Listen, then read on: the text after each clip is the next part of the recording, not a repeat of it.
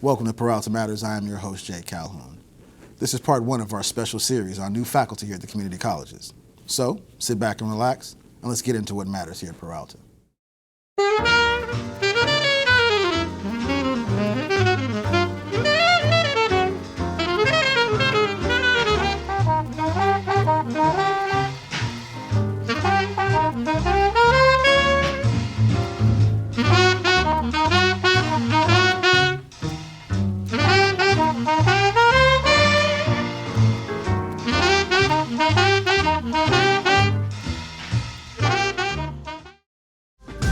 What would you tell someone who is thinking about going to college? I would recommend coming to the Peralta system to anybody, any age, any time, high school, before or after. The community colleges, especially in California, are well placed to give people a lot of skills. If you haven't found yourself or what you're going to do, you're going to find it somewhere in Peralta system. You are. Do it. Go now. Don't wait. For more information, please visit peralta.edu. Like your future at the Peralta Colleges. Welcome back to Peralta Matters. I am your host, Jay Calhoun. We are now joined by new faculty member, Monique Inciarte. Welcome to the show, Monique. Thank you very much. Outstanding. Before we get started, let's tell the public what you do at Laney College. I am a new faculty member. I'm a part-time faculty member in the Legal and Community Interpreting Department. Outstanding. Let's talk a little bit about how you got to Laney. How long you been teaching, where you've been teaching, what you've been doing? I feel like I was aiming for Laney for a long time.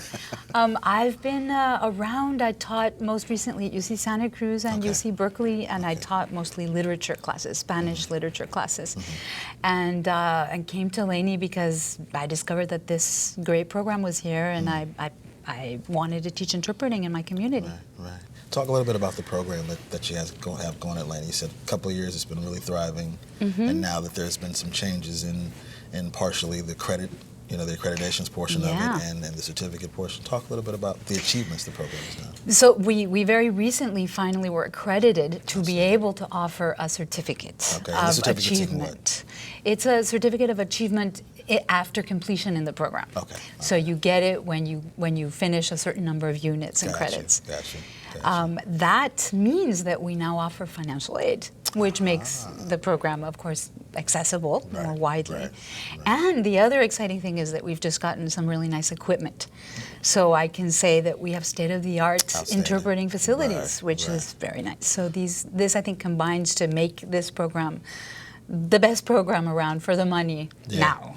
Yeah. One of the other things you talked about as far as the program are the successes. Actually, people are in the field quicker and or quickly rather, and really more apt to be ready for the challenges that are out there because of the program. Talk a little bit about that. Yeah, I mean, there are a lot of people who are bilingual in the States. As you know, we're now beyond 51%. Right. A lot of people think that this means they can interpret. They've been interpreting informally. But actually, it's not so simple. You need to have some knowledge of the profession, and you need to polish up your language skills and all kinds of things. And I think that once you're in a program like this and you actually have a certificate, you've opened a huge door for yourself in terms of actually being able to work once you start in the program. A lot of our students start working already simultaneously with the program. But then after you get that certificate of achievement, this is what you give to the agencies that start sending you around to work almost immediately, and that sets you apart from all the very many people who would like to do this kind of work. So we're placing people really fast. What are the actual types of jobs? What fields could you use interpreting? For? Anything you might imagine. Really? Today I do interpreting and translating as well as teaching currently, and I was at UCSF interpreting for a lung function test. Wow. There's a lot of opportunity in the medical fields, of course, across the board. Anything you might imagine, from hospitals to the workers' comp field. There's conference interpreting, in other words, maybe higher level diplomacy, United Nations sort of thing. There's some of that work in the Bay Area. Outstanding. There is court work, legal work, which is, I think, what a lot of our students are interested in doing. So everything from visiting people in jail to being in court hearings and at every step of the process. Let me see. Oh, and then of course there's a huge world of just community interpreting. Right, so what right, would be political right. meetings? Exactly. The EPA wants to see what the community of Richmond thinks about the refinery. They have a public meeting. You need to have interpreters there now by law. So if anything, the field is growing. Civil cases in court now require interpreters. It's one of the few fields that actually have a lot of work and are projected to keep increasing more and more. So it's what do a you great guys field. do as a program to prepare for that growth? I know we talked a little bit off camera about spreading the word is something to do, but what are you doing to get you ready for this new influx of students that we hope to come? Yeah. I would say that we're trying to work on outreach, getting the word out about our program, about our students, and also things like internships are really important for our students. So we're able to place our students in court sometimes, in immigration. That was the other kind of field that I didn't mention. But there are many places where our students can start thinking about working. Outstanding. Yeah. Well, thank you again, Monique, for your service. Thank you very much. Appreciate it. We'll be right back in a few more minutes with Peralta Matters. I'm Congresswoman Barbara Lee. Join me in watching Peralta TV. Welcome back to Peralta Matters. I am your host, Jay Calhoun. We are now joined by Greg Schwartz, new faculty at Laney College. Welcome to the show, man. Thank you. Right on. Let's talk first about what your title is at Laney and COA. Well, I'm a full-time geography professor. Outstanding. Newly Dr. Gregory J. Schwartz. Newly. Well, as congratulations, of 2 months man. ago. Thank you. Right on. Where'd you get your doctorate from? University of Texas, Austin. Outstanding. Yeah. Outstanding. And in your trajectory, so to speak, or your path to Laney and COA, what'd you do in the past time? Gosh, played a lot. Sports was a big part of my life. Right Played on. a lot of sports, two college sports, dabbled in pro. Okay. Traveled the world. That was a big thing. And just Outstanding. backpacked around. That's kind of what got me more into geography. Okay. And then I started researching and writing and going back to college. I went back late. I went back to start my PhD when I was 40. I'm 43 now, so That's I okay, just man. just That's all finished. Right on. Great story. Top part-time at 9 colleges, and then finally got full-time here at Laney. 9 colleges, but you forgot to talk about Richmond High School. Yes. And in all of your teaching, what has all those experiences brought you that you now use at Laney or at COA? Gosh, it definitely. I'm so glad I did it. I mean, I taught at Richmond High and De Anza High, and in LA Gardena High, a year or two each, and it really taught me another layer of teaching. It's not about just shoveling out this information, and it's not even about just being a good teacher. It's about being a caretaker. It's about being a coach. It's about being a parental figure. But yeah, certainly if any class ever gets out of control here, I'm your man. Call me. Put me on speed dial. You're like, they're out of control. Like, boom. Greg got you. But yeah, it's just other layers of teaching where you're thinking about that person as an individual and what they're bringing to that day. Right. Is their mind ready to receive? Right. I had to just feel through that every day, as we all should. Yes, definitely. Definitely. Can't take it for granted. So, but yeah, most of those skills I don't need anymore, luckily, but it's there. Right on. Talk a little bit about the work you do at COA as far as an online instructor, and kind of, it's not new anymore. It's kind of a happenstance and people use it more often, but it's still, I guess, not widely used or not as widely accepted. Talk a little bit about that. That's true. I mean, and I got brought into it by Patty Tsai, who's wonderful. She's really kind of like a mentor or a guide for me. I mean, I've been teaching online for many years, but just as far as getting into COA, she's wonderful. Excellent. Online, yeah, I've taught it for so long, and originally I was kind of an old schooler. I thought, this isn't the real deal. You have to be with me, and, But I have really been converted, and in some cases, I think the student actually learns more. In some cases, because you have to process more information and constantly turn things in just to let me know you're there. Right. Right. And so, do you think it's a different dynamic, whereas I see you every day coming to the class versus I don't see you, so now I'm asking you to do more so that I do see you, so to speak?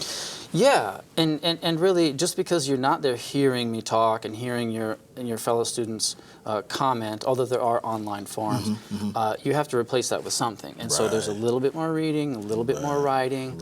But I think students get a lot out of it. And to tell you the truth, I don't know if this is good or bad, the level of performance is higher in my online classes, noticeably. And I don't know why that is. Maybe it's stay at home, maybe it's a little older, I don't know. It's a great thing. But I'm sold, yeah. Yeah, they sold. Talk a little bit about what will be going on at Laney now that Greg is here. Everything is going to change. The statistics are going to just explode. Yeah, I mean, a couple of the things that I usually do at the colleges I've been at is I find an organic farm in the region, and I take my students there to volunteer our efforts to teach them about farming and the soil and the air and food. And also it's just fun. Yeah. But I haven't found one in the area yet. There's so many. Right. I was doing this in the LA area mostly. So we will initiate that. We have a farm on campus. We have a little garden. Which I've been asked to take over, and I'm still wrestling with it. Yeah, I would like to. So we'll see about that as well. But I'm interested in food and teaching us about how that involves geography. Good. Real quick, what would you say would be some ways that you would reach students who are not as familiar or on the fence about geography and knowing the emphasis of it and the ways it can be utilized? It's a good question. Well, the climate is changing fast. Yes. It's a big topic now. Yes. A lot of us don't accept it. A lot of us, maybe it's in the back of our mind. But it's so critical to understand that. And jobs now, in the next year, 2 years, 5 years, 8 years, are going to start wanting people who understand resources. I mean, we're in a huge drought, for instance. Right. That affects everybody. Truly. So having students that understand, or I should say employees that understand how to use resources is going to be more and more and more critical. It's going to start really blowing up as a topic. Right. And also just really for your own health, for your income, for your family's health, all of these issues are a big deal. What we eat, where we get our energy, how we can keep our skies clean. Is a big deal. And what I love about the student body in Peralta is it's so incredibly diverse. I taught in other states, and it's for a geography class, that's golden. I mean, I can just say, is what I say true in your country, in Africa, or in Southeast Asia, or in India? Do you guys do that? And they'll say yes or no. Or, so it's a wealth of knowledge, Outstanding. Well, thanks for coming on the show, author and newly found doctor. Glad to be here. Thank you, It's been a privilege, man. We'll be right back with more Peralta Matters. What would you tell someone who is thinking about going to college? Once you get in, you get sucked into it. It cultivates those things in you that you never thought were there or that could be cultivated. The rewards are well worth it. Just go. For more information, visit peralta.edu. Like your future at the Peralta Colleges. Welcome back to Peralta Matters. I am your host, Jay Calhoun. We are now joined by new faculty member, Bashir Shah. How you doing, sir? How's it going? Oh, man, can't complain. Let's talk a little bit first before we even get into what you do for Merritt College. Let's talk about the fact that you are a Bay Area native coming back to teach at your local JC. What made you want to do that, man? I love serving my own community. I grew up in the East Bay, Pittsburgh, West Pittsburgh, Antioch. I've been in the Bay Area my whole life. I was in the military and I was stationed at Travis Air Force Base, so I was always close by. And these are just the values that I grew up on since I was at Riverview Middle School and Mount Diablo High School. We always wanted to do something for ourselves, for the local community. So I had the opportunity, and I couldn't say no. So here I am. Right on. You've been teaching for a while. What got you to teaching? What made you start teaching? What really made me start teaching was I was in the military during September 11th and a lot of that stuff, and I taught aircraft maintenance, and I taught a whole wave of students, and I really liked it. And I wasn't like teaching in a classroom, but I was teaching people how to fix an airplane, how to diagnose an aircraft, how to find a problem. what was like critical thinking, and then there was a lot of paperwork involved too. So we got really good writing and writing references, because every time you did a job, you had to write where you got the information from. Huh. Okay. So you had to remember the reference, right? Right. So that really got me ready for a job in education. Right on. So now, what are you actually teaching at Merritt, and what capacity are you teaching it? Right. So at Merritt College right now, I'm teaching small business management. It's an online class. Okay. Just before that, in the fall of 2014, I taught Intro to Business at McClymonds High School for the Career Pathways program. So I had just done that. At the same time, I've been teaching this online class. That was a really good experience. It was at McClymonds High School in West Oakland, and Intro to Business. Right. It was just like taking a class at UC Berkeley. Gotcha. And they had it at a high school, and I was able to be a part of that. So Merritt College online classes and whatever else they need me to do. Right on. Let's talk a little bit, we touched on it off camera, but let's talk a little bit about the type of students that take online classes. Not only the type, but what colleges they attend. Sure. So for my online class, I have students at every college: Berkeley City College, Laney College, College of Alameda, and Merritt College.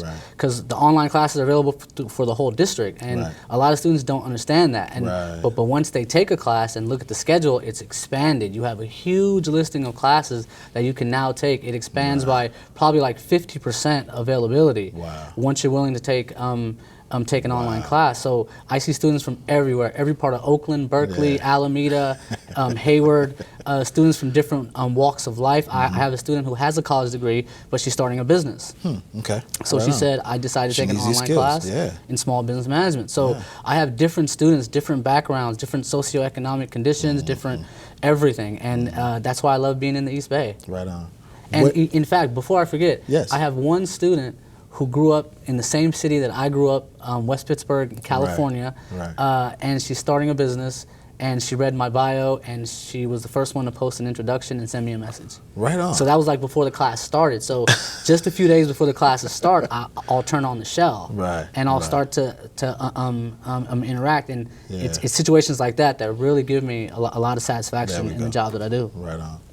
Talk a little bit about the difference, or not so much the difference, but the advantages or disadvantages of online courses as an alternative for especially a lot of working people, a lot of people who are just getting back into college and may not have the time to go to class at 8 o'clock in the morning. Right. What are some of the advantages of online? So there's a lot of advantages because your lecture notes that you're going to get are going to be extensive. There's going to be videos for you to watch and really listen to and take notes, and you might get tested on that. So it's teaching students how to teach themselves with different exercises.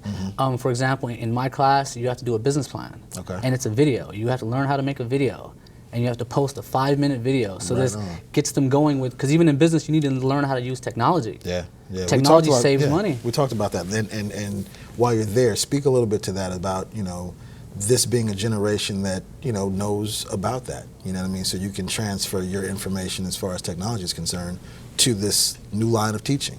Talk a little bit about that. Right, so technology is a tool. It's going to get our message out to people and teach a new way of thinking, a new way of doing business.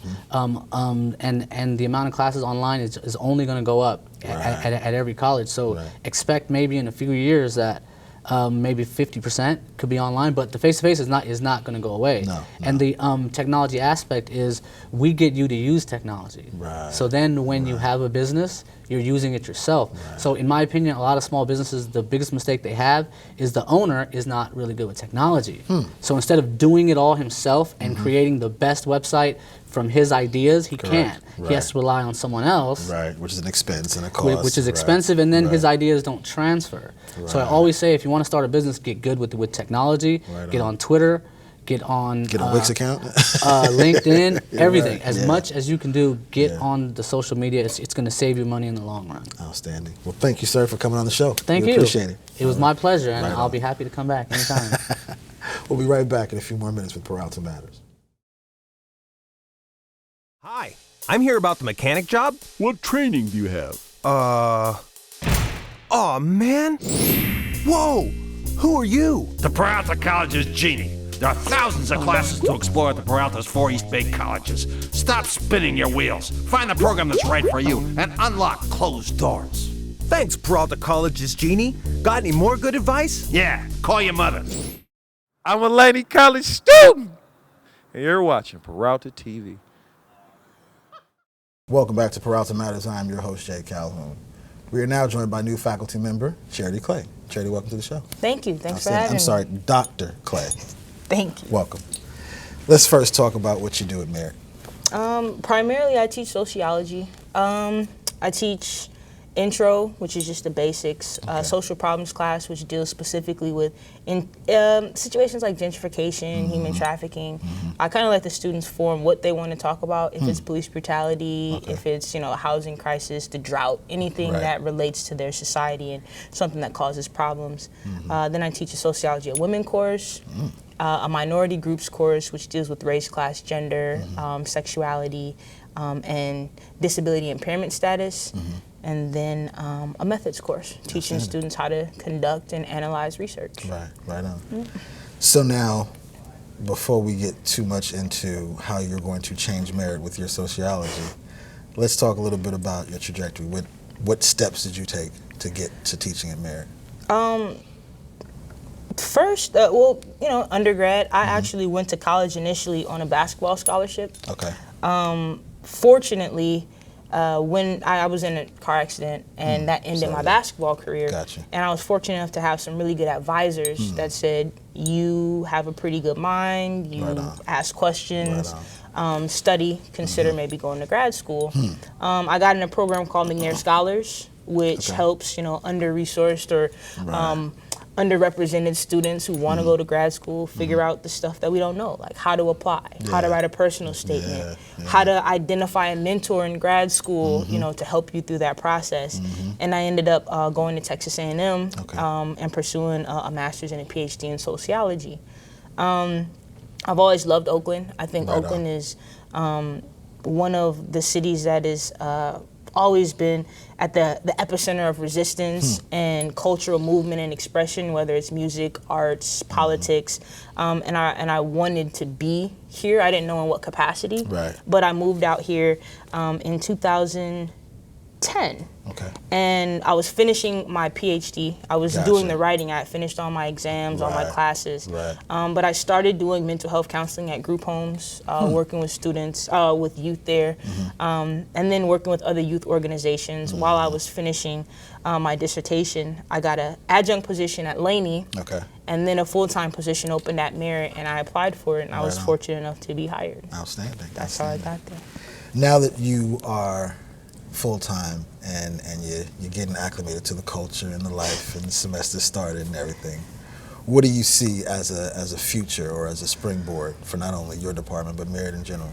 One of the exciting things is that the new science building is up, right? The Barbara Lee, it's a beautiful building, and we have a lot of students who want to pursue nursing, who want to pursue radiology, or just science in general. So to have an investment in that, it's drawing a lot of students up to the campus. There we go. The fortunate thing for me is that they're all required to take sociology, right? So it allows me to get to them, because a lot of students who have maybe a more logical or scientific hard science background don't necessarily connect with why social science is important. They don't understand that things like research or understanding the way, institutions like hospitals treat healthcare professionals or health insurance. They don't understand how everything works. So one thing my class does is give students a different perspective on whatever industry they want to go into. The hope is that they'll want to pursue more about learning how society works in specific aspects. And that's how you kind of grow a program. But also, I want students to be able to transfer prepared to go to a four-year institution or whatever type of job they want. So in terms of introducing students to new vocabulary, I tell my students I want to introduce you to at least 50 new words in a semester. Having them read writings of, if it's James Baldwin or Derek Bell or Audre Lorde, readings that a lot of times I didn't get introduced to until grad school, so later, So for them to get these earlier critical understandings of our society. I want to expose them to that as early as possible. And then mentorship is big for me. Being someone that students can reach, you know, I'm on campus, so they can say, you know, I had a question about something school related or just life related. Right. Because like I say, when my basketball career was over, it was a situation where I needed people who reached out to me to be able to say, you know, you can push through this. So I know how important it is for students to have someone they can go to if they have questions or concerns or write recommendation letters. So that's kind of what I do. Real quick, I'm a new student. I'm trying to figure out what class I'm gonna take. Someone says take Dr. Clay's class. This is what you'll expect. What are they gonna say? You expect to be pushed to learn how to articulate your experiences, learn how to appreciate other people's experiences, learn how society works on a large and small level and how you fit into it, and hopefully, you know, enjoy being at school. There we go. Well, I enjoyed you coming on the show. Oh, thanks for having me. Charity. Yes. Appreciate it. We'll be right back in a few more minutes with Peralta Matters. I signed up for this class because I've always been into making movies. They were the closest college to me that had a decent multimedia department. We have one of the biggest post-production courses in California. I've taken sound design 1 and 2. After Effects. In a narrative script writing class. Video production intensive. All sorts of illustration, animation classes. Directing for the camera. And this summer I'll be taking the lighting class. We do a good job of giving people a critical perspective, the technical tools, and encouraging them to make work. As you can see, we have a lot of work to do, so gotta get back to work here at BCC.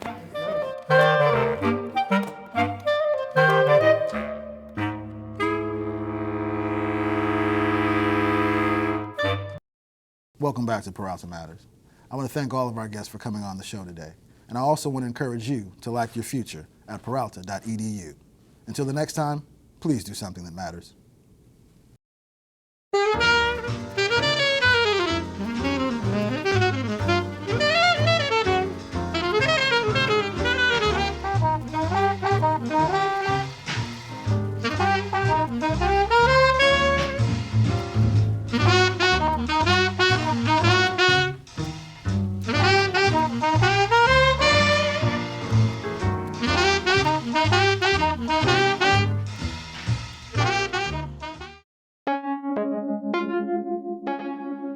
Peralta TV, programs that matter.